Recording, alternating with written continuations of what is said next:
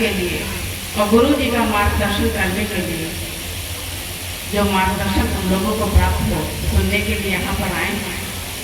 मैं गुरु जी के चरणों में प्रणाम करती हूँ और यहाँ पर हमारी मातृशक्ति, मेरे पिता तुल्य, मेरे भाई तुल्य, यहाँ पर जितने सभी लोग विराजमान हैं, मैं सभी को चरणों में वंदन अभिनंदन और उनका स्वागत करती हूँ और ईश्वर से यही दुआ करती हूँ कि सदैव आप लोगों का स्नेह प्यार हमको दोनों पति पत्नी को ऐसे ही मिलता रहे।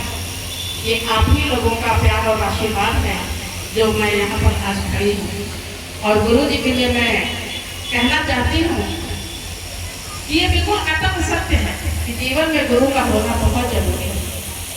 कहते हैं कि आंख मूंद कर बैठोगे तो भव्य बनाकर छोड़ेंगे और हाथ पकड़ लेंगे तो तुमको दिव्य बनाकर छोड़ेंगे और गुरु की गुरुता पर किंचित संदेह नहीं करना।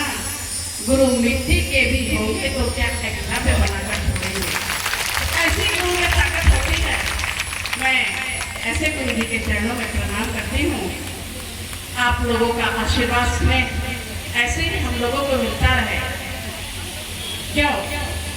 क्योंकि कहते हैं कि गुरु जीवन में ना हो। कहते हैं कि पानी के बिना नदी बेकार है, पानी के बिना नदी बेकार है और धन के बिना पॉकेट बेकार है और अतिथि के बिना आंगन बेकार है और जीवन में गुरु ना हो तो ये जीवन बेकार है।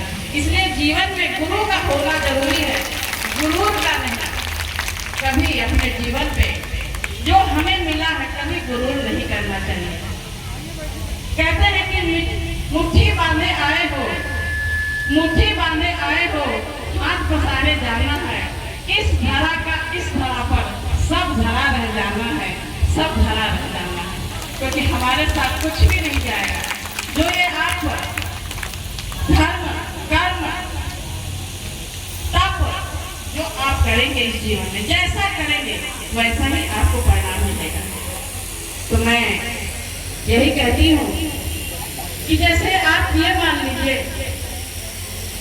कि यहाँ पर हमारी मातृशक्ति बहुत ज्यादा मात्रा में उपस्थित है कि एक बूंद अगर पानी अगर कीचड़ में गिरता है तो वो कीचड़ बन जाता है, लेकिन वही पानी की बूंद अगर गंगा की धारा में गिर जाती है तो स्वयं गंगा की धारा बन जाती है। और वही पानी की बूंद अगर तवा पर गिर जाए तो जल करके समाप्त हो जाता है। और वही पानी की बूंद अगर किसी पत्ती पे गिरती है तो वह बिल्कुल मोती की तरह चमकती है।